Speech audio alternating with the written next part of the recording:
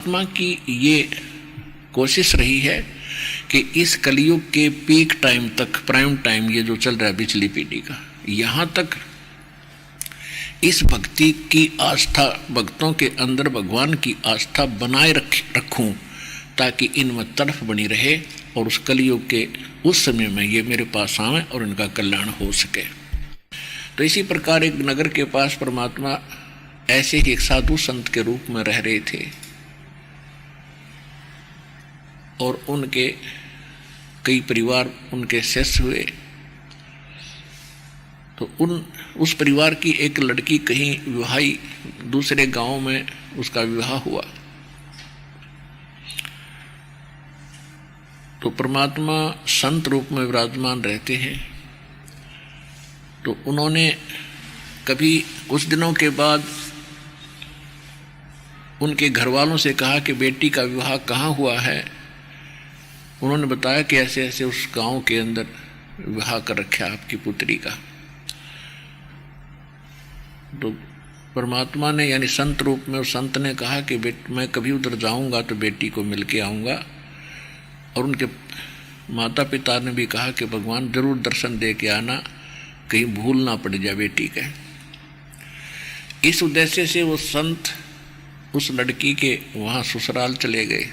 तो उस लड़की ने जाकर के अपनी सास को भी काफ़ी पढ़ाया, उसको ये ज्ञान सुनाया।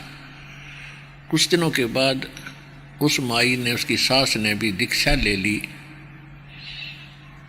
उसके साथ कहीं पर आकर मालिक से, उसी संत से। संत के शिष्य ज़्यादा होने से कई बार पहचान भी नहीं होती। तो जब वो संत जी वहाँ पहुँचे, कुशल मंगल पूछा, तो संत जी ने पूछा, गुरु जी ने पूछा, बेटी तेरी सास कितने दिन की है, तेरी सास कितने दिन की है? उसने कहा जी ये 6 महीने की है मेरी सास 6 महीने की है। अच्छा, और तेरा ससुर क्यों? उसका तो वो तो है ही नहीं, उसका जन्म नहीं हुआ अभी तक। तो 2-4 कुशल मंगल की बातें सुन के फिर उसने कहा बेटा मैं फिर आऊँगा और इनको समझाऊंगा, ये भी परमात्मा के मार्ग पर लगेंगे, तेरे ससुर को भी समझाएंगे। तो वो चले गए संत जी। पीछे से उसका ससुर आया तो उसकी सास ने उसको कहा कि ये अच्छी निकम्मी बहू आई, ये तुम्हारी बेइज्जती करती है। ऐसे ऐसे गुरुजी आ रहे थे उसके सामने, कहती है मुझे तो कहती है ये 6 महीने की है। मुझे तो बता रही थी 6 महीने की, मैं 60 साल की और इसके सामने बैठी, और आपको कह रही थी उसका जन्म नहीं हुआ। तो मेरी झूठी भी है, इसकी क्यों कृपा पड़ेगी। तो ससुर समझदार था कि इस लड़की के साथ तो हम क्यों बात करें।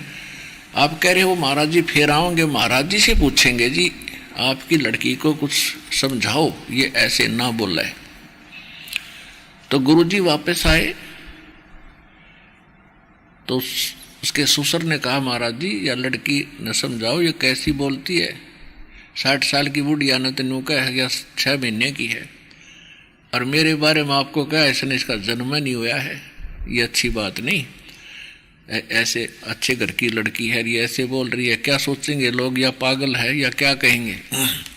तो गुरुजी ने बताया, संत ने बताया, देखो ये हमारी कोड वर्ड थे,